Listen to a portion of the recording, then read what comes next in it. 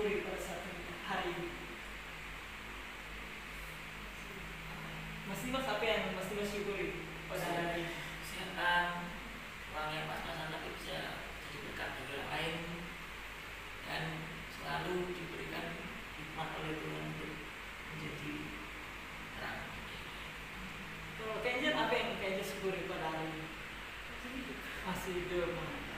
Kak Yohana masih hidup. Oke. Damai, apa yang syukuri? Masih hidup. Oke. Apa yang Anda pergumuli pada hari ini? Apa yang teman-teman pergumulkan pada hari ini atau minggu-minggu ini? Mungkin Mas Dimas, apa yang Mas Dimas pergumulkan pada minggu-minggu ini dan hari ini? Bisa kerja lagi. Ada beberapa teman yang dulu tak sama kerja pada meninggal. Iya. Apa kayaknya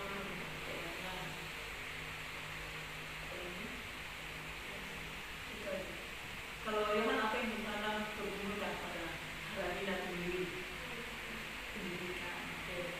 Damai? Pendidikan. Oke, kalau saya sendiri yang saya pergumulkan pada hari ini untuk yang pertama kuliah saya dan kan saya kan lagi mengusung MP metode pendidikan 1 supaya apa yang saya ajukan judul atau fokus saya diterima oleh dosen tersebut. Oke? Jadi teman-teman sudah tahu ya apa yang teman-teman kalian pergumulkan. Jadi saya mau kita akan saya berdoakan sebelum masuk ke rumah Tuhan. Jadi nanti sebelah kanan mendoakan sebelah saya, mendoakan sebelah kanan, ini kita akan mendoakan di sebelah kanan saudara. Jadi saya mendoakan Mas Dimas mendoakan Kenjen dan seterusnya. Hafal toh? Apa pokok doa yang mendoakan, tidak aku doa buat Mas Dimas dalam pekerjaan apapun, nanti Mas Dimas doakan buat uang kuliah dan sebagainya. Ayo kita akan pegangan tangan, kita akan berdoa bersama-sama ya buat teman-teman sebelah kanan, teman-teman. 1, 2, 3. Bapak bersyukur dan terima kasih Tuhan untuk berdoa buat Mas Dimas ya. Bapak pekerjaan, biar Tuhan percaya dan berkuasa Tuhan Yesus dan Tuhan persediaan apa yang dia lakukan bisa disini dan kita berdoa pekerjaan.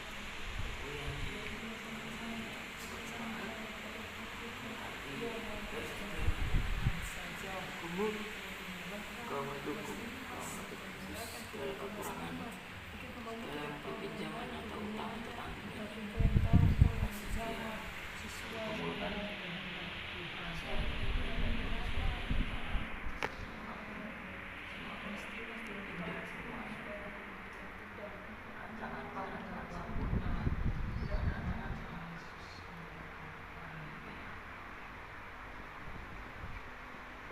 Oke, sudah kita sudah berdoa. Sekarang kita akan buka dalam Alkitab kita, yaitu di dalam Yohanes pasal yang ke-11 ayat 1 sampai 44.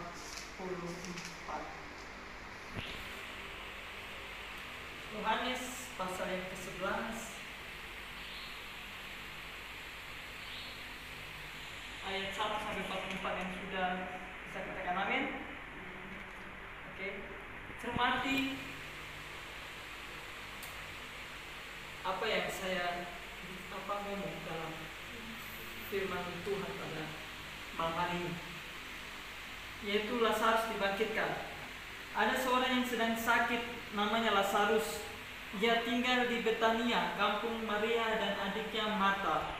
Maria ialah perempuan yang pernah meminyaki kaki Tuhan dengan minyak mur dan menyikannya dengan rambutnya.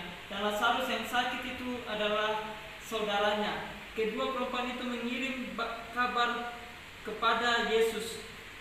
Tuhan, dia yang engkau kasihi sakit. Ketika Yesus mendengar kabar itu, ia berkata, penyakit itu tidak akan membawa kematian, tetapi akan menyatakan kemuliaan Allah, sebab oleh penyakit itu anak Allah akan dimuliakan. Yesus memang mengasihi Marta dan kakaknya dan Lazarus. Namun setelah didengarnya bahwa Lazarus sakit, ia sengaja tinggal 2 hari lagi di tempat di mana ia berada. Tetapi sesudah itu ia berkata kepada murid-muridnya, mari kita kembali lagi ke Yudea. Murid-murid itu berkata kepadanya, Rabi, baru-baru ini orang-orang Yahudi mencoba melempari engkau. Masih maukah engkau kembali ke sana? Jawab Yesus, bukankah ada 12 jam dalam satu hari? Siapa yang berjalan pada siang hari kakinya tidak terantuk karena ia melihat terang dunia ini. Tapi jikalau seorang berjalan pada malam hari, kakinya terantuk karena terang tidak ada di dalam dirinya. Demikianlah perkataannya. Dan sesudah itu ia berkata kepada mereka, Lazarus, saudara kita telah tertidur, tetapi aku pergi ke sana untuk membangunkan dia dari tidurnya. Maka kata murid-muridnya itu kepadanya, Tuhan, jikalau ia tertidur, ia akan sembuh. Tetapi maksud Yesus ialah tertidur dalam arti mati. Sedangkan sangka mereka Yesus berkata tentang tertidur dalam arti biasa. Karena itu Yesus berkata dengan terus terang, Lazarus sudah mati. Tetapi syukurlah aku tidak hadir pada waktu itu, sebab demikian lebih baik bagimu, supaya kamu dapat belajar percaya. Marilah kita pergi sekarang kepadanya. Lalu Thomas yang disebut Didimus berkata kepada teman-temannya, yaitu murid-murid yang lain, marilah kita pergi juga untuk mati bersama-sama dengan dia. Maka ketika Yesus tiba, didapatinya Lazarus telah 4 hari berbaring di dalam kubur. Betania terletak dekat Yerusalem, kira-kira 2 mil jauhnya. Di situ banyak orang Yahudi telah datang kepada Marta dan Maria untuk menghibur mereka, berhubung dengan kematian saudaranya. Ketika Marta mendengar bahwa Yesus datang, ia pergi mendapatkannya, tetapi Maria tinggal di rumah. Maka kata Marta kepada Yesus, Tuhan, sekiranya engkau ada di sini, saudaraku pasti tidak mati. Tetapi sekarang pun aku tahu bahwa Allah akan memberikan kepadamu segala sesuatu yang engkau minta kepadanya. Kata Yesus kepada Marta, saudaramu akan bangkit. Kata Marta kepadanya, aku tahu bahwa ia akan bangkit pada waktu orang-orang bangkit pada akhir zaman. Jawab Yesus, akulah kebangkitan dan hidup. Barang siapa percaya kepadaku, ia akan hidup walaupun ia sudah mati. Dan setiap orang yang hidup dan yang percaya kepadaku tidak akan mati selama-lamanya. Percayakah engkau akan hal ini? Jawab Marta, ya Tuhan, aku percaya bahwa engkaulah Mesias anak Allah, dia yang akan datang ke dalam dunia. Dan sesudah berkata demikian, ia pergi memanggil saudaranya Maria dan berbisik kepadanya, Guru ada di sana dan ia memanggil engkau. Mendengar itu Maria segera bangkit lalu pergi mendapatkan Yesus. Tapi waktu itu Yesus belum sampai ke dalam kampung itu. Ia masih berada di tempat Marta menjumpai dia. Ketika orang-orang Yahudi yang bersama-sama dengan Maria di rumah itu untuk menghiburnya, melihat bahwa Maria segera bangkit dan pergi keluar, mereka mengikutinya karena mereka menyangka bahwa ia pergi ke kubur untuk meratap di situ. Setibanya Maria di tempat Yesus berada dan melihat dia, tersungkurlah ia di depan kakinya dan berkata kepadanya, Tuhan, sekiranya engkau ada di sini, saudaraku pasti tidak mati. Ketika Yesus melihat Maria menangis dan juga orang-orang Yahudi yang datang bersama-sama dengan dia, maka masgulah hatinya, ia sangat terharu dan berkata, di manakah dia kamu baringkan? Jawab mereka, Tuhan, marilah dan lihatlah. Maka menangislah Yesus, kata orang-orang Yahudi, lihatlah betapa kasihnya kepadanya. Tetapi beberapa orang di antaranya berkata, ia yang memelekkan mata orang buta, tidak sanggupkah ia bertindak sehingga orang ini tidak mati? Maka masgulah pula hati Yesus, lalu ia pergi ke kubur itu. Kubur itu adalah sebuah gua yang ditutup dengan batu. Kata Yesus, angkat batu itu. Marta, saudara orang yang meninggal itu, berkata kepadanya, Tuhan, ia sudah berbau sebab sudah 4 hari dia mati. Jawab Yesus, bukankah sudah kukatakan kepadamu, jika engkau percaya engkau akan melihat kemuliaan Allah? Maka mereka mengangkat batu itu, lalu Yesus menengadah ke atas dan berkata, Bapa, aku mengucap syukur kepadamu karena engkau telah mendengarkan aku. Aku tahu bahwa engkau sudah selalu mendengarkan aku, tetapi oleh karena orang banyak yang berdiri di sini mengelilingi aku mengatakannya, supaya mereka percaya bahwa engkaulah yang telah mengutus aku. Dan sesudah berkata demikian, berserulah ia dengan suara keras, Lazarus, marilah keluar. orang telah mati itu datang keluar, kaki dan tangannya masih terikat dengan kain kapan, dan mukanya tertutup dengan kain pelu. Kata Yesus kepada mereka, bukalah kain-kain itu dan biarkan ia pergi. Jadi teman-teman tahu kisah tentang Lazarus yang dibangkitkan Tuhan. Kalau saudara membacakan ini, mungkin teman-teman mau menjelaskan tentang kisah tadi dengan kata-kata singkat. Mungkin ada yang menjelaskan dengan kata-kata singkat, dosa sesuai dengan apa? Dosa berpatokan dengan apa? Dengan Alkitab.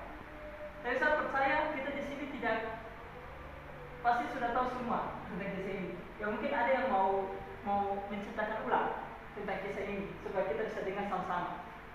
Mungkin dari siapa? Damai, Yohana, Angel, atau Mas Dimas? Terserah. Siapa yang punya hati untuk apa menceritakan ulang supaya kita bisa dengar sama-sama. Saya berikan waktu buat teman-teman yang mau menceritakan ulang. Harus itu posisinya sudah sampai saya di konfirmasi dan lihat tidak yang lain tidak menonton itu yang tidak juga ada itu sudah sakit berat dan dia sudah nggak kuat dengan penyakitnya. Tapi dia nggak bisa mencegah Yesus untuk meneruskan misinya dan memberitakan Injil ke tempat di mana dia siap ditolak. Akhirnya ya dengan berat hati Maria dan Marta itu melepas Yesus itu, terserah, kalau memang bagimu ada mujizat maka aku percaya. Nah, di luar kota itu Yesus fokus mengabarkan Injil, fokus ya dengan misinya. Nah, tiba-tiba ada yang ngabari, oh Lazarus sudah meninggal. Dia tahu dia harus berbuat apa. Tapi dia juga terima semacam kayak bully.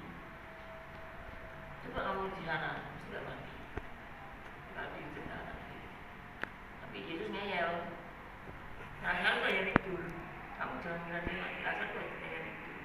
Dan aku akan ke sana supaya kamu percaya. Aku memang sengaja melewatkan hari itu, melewati hari saat dia meninggal, saat dia tidur, supaya kamu percaya bahwa anak manusia bisa membangkitkan manusia karena kekuasaannya, karena dia ada anak-anak Allah yang maha tinggi.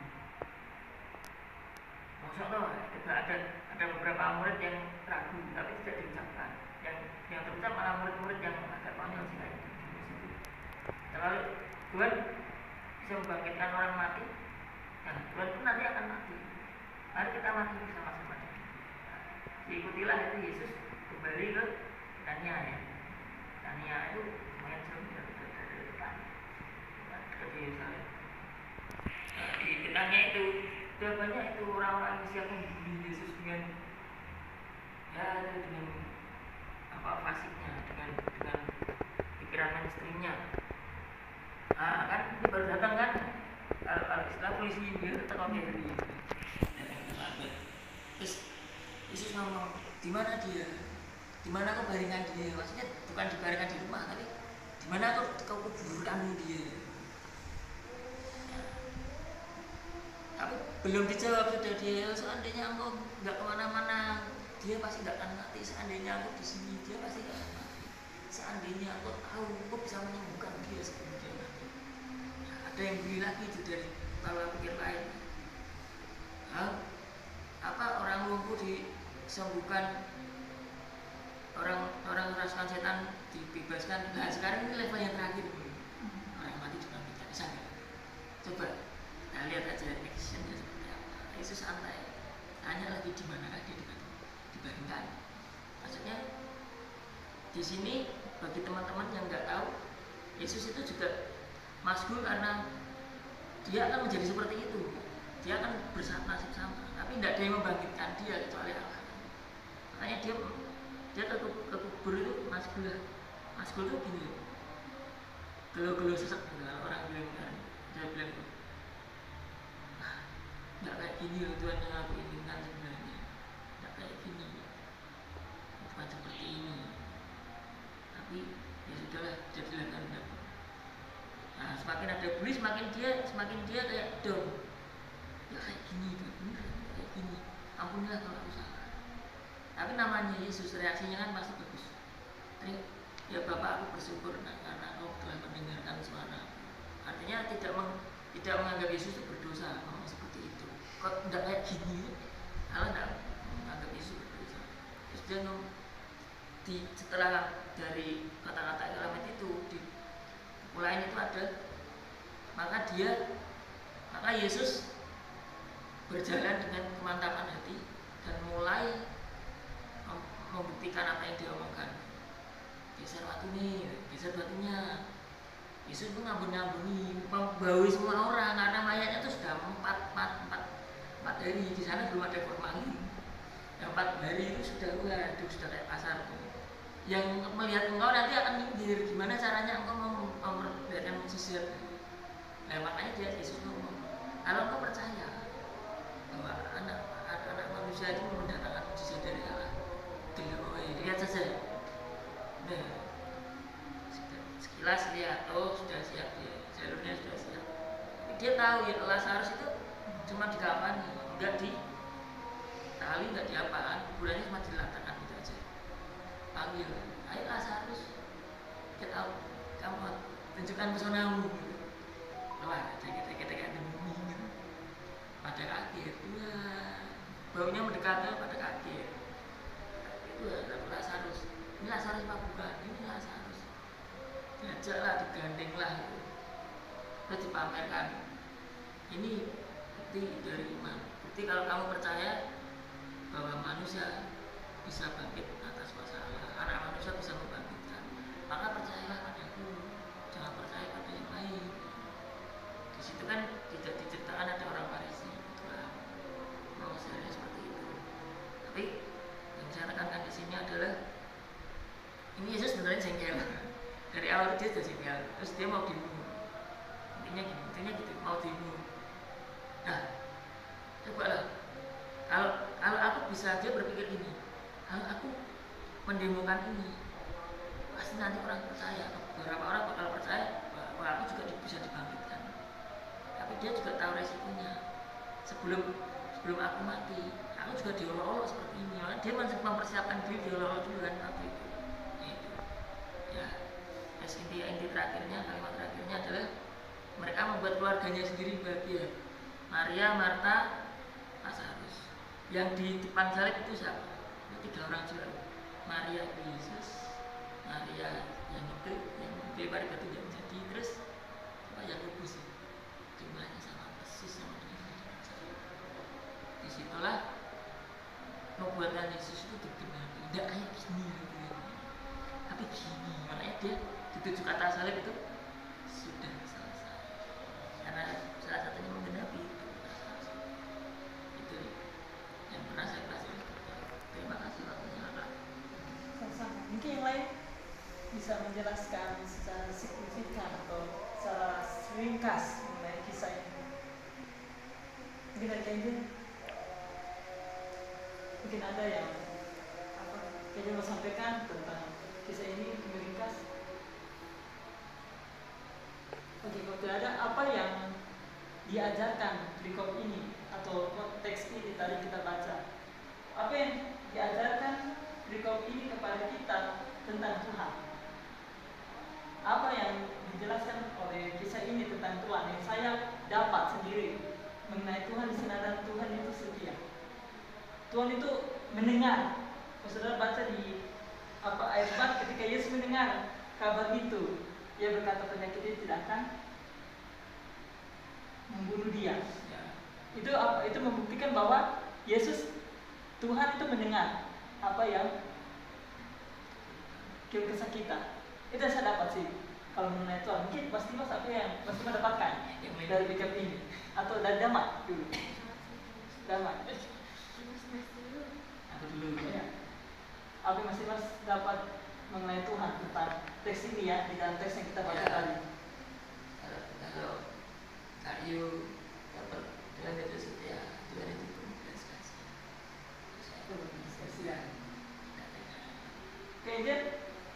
Aku kayaknya dapat dalam teks ini mengenai Tuhan.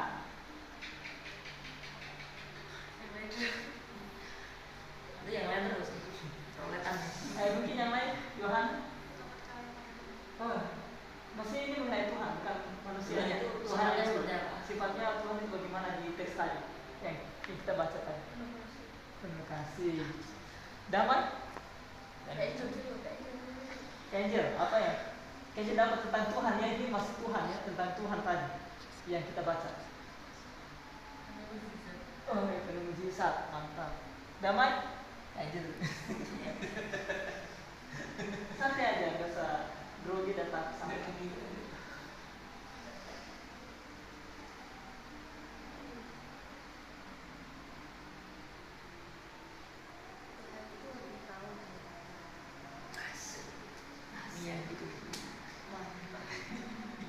Oke, kalau tadi kita ngomong tentang Tuhan tadi, sekarang apa yang diajarkan bagian ini kepada kita tentang manusianya? Tadi dalam sisi Tuhan dan sekarang manusia. Kalau dari saya, kalau manusia itu pertama manusia itu ragu-ragu. Kayak tadi Marta mengatakan kayak gini. Kalau Tuhan ada, seandainya kebetulan ada, saudaraku tidak akan mati. Jadi dia akan punya hati yang ragu-ragu atau bimbang gitu. Kalau ini dari sisi manusia, mungkin dari teman-teman ada yang menjawab atau memberikan masukan mengenai tentang manusianya.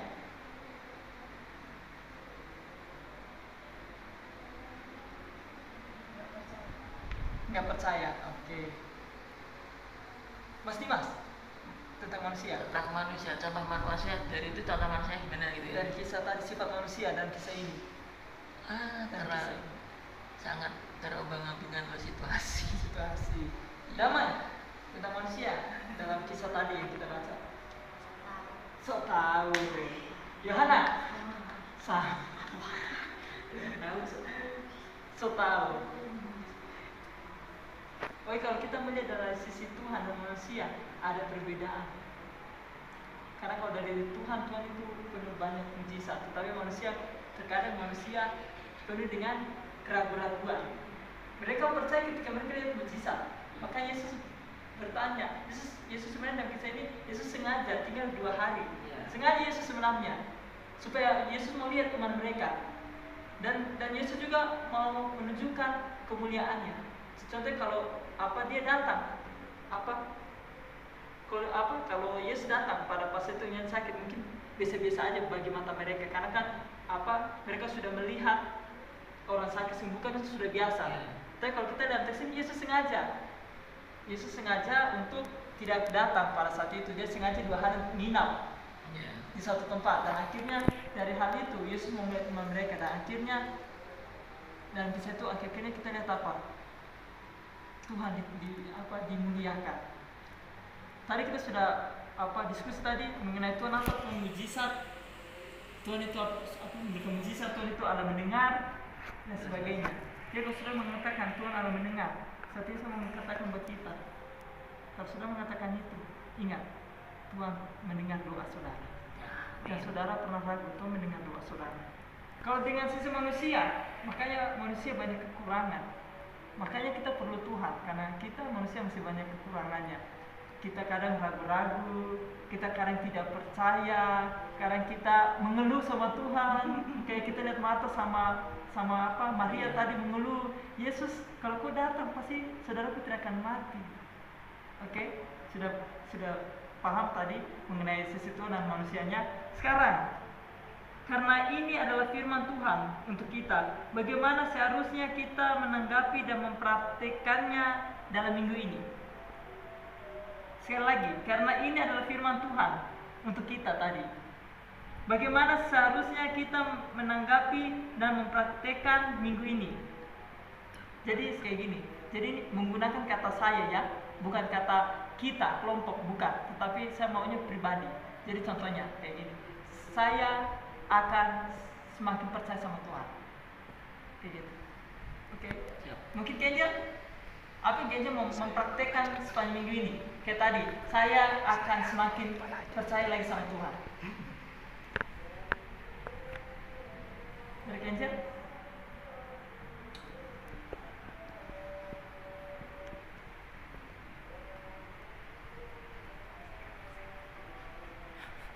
Mungkin yang lain dulu. Sambil tunggu Kenjel memikirkan sesuatu. Mas Dimas, saya berdoa dalam pergumulan saya yang tadi saya ucapkan sudah lama, dan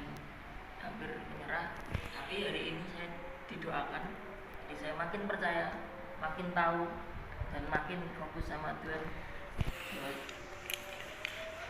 G20 dan Saya percaya Kayaknya bulan saya, mertua saya harus selesaikan. amin. Damai. Apa yang dapat akan mempraktikkan ini tentang kisah tadi?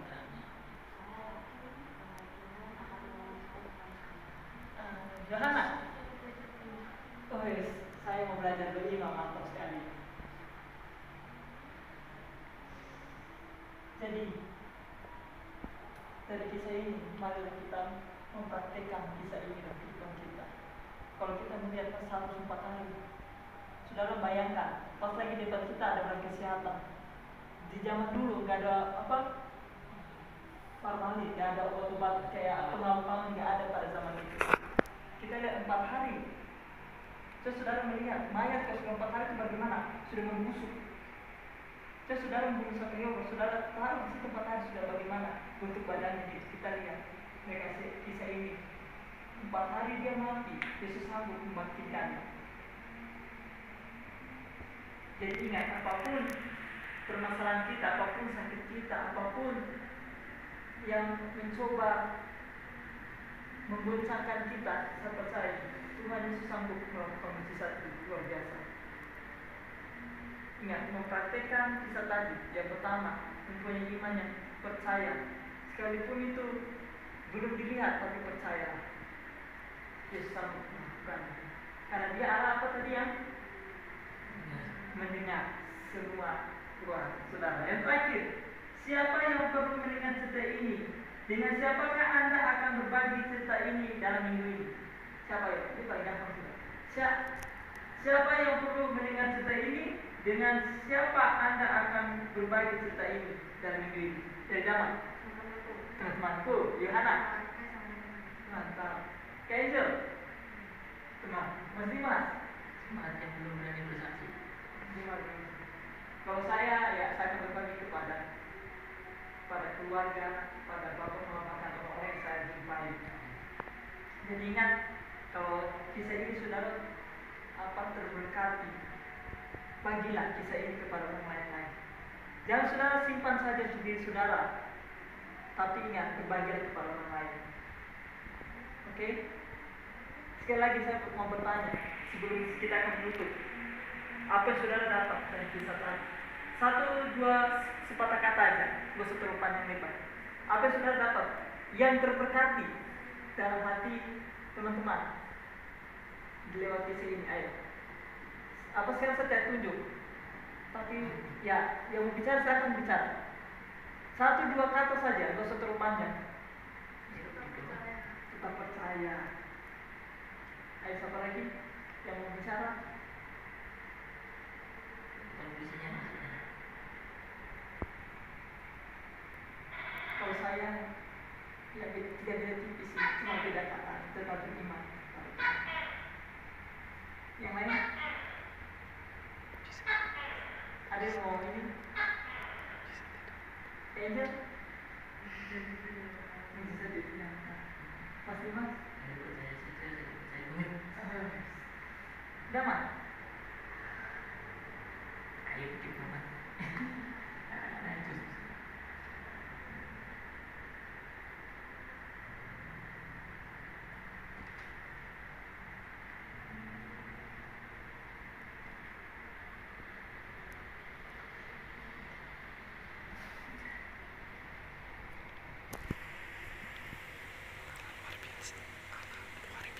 Allah luar biasa. Haleluya. Mari saya mau buat setiap kita pada malam ini. Ketika kita mendengar firman Tuhan tadi, cerita mengenai rasa harus dibangkitkan. Mungkin kita pas sebelum kita mendengarkan ini, kita mempunyai iman yang lemah. Mungkin kita tidak percaya karena banyak doa yang kita panjatkan itu Tuhan menjawab, sehingga kita tidak percaya.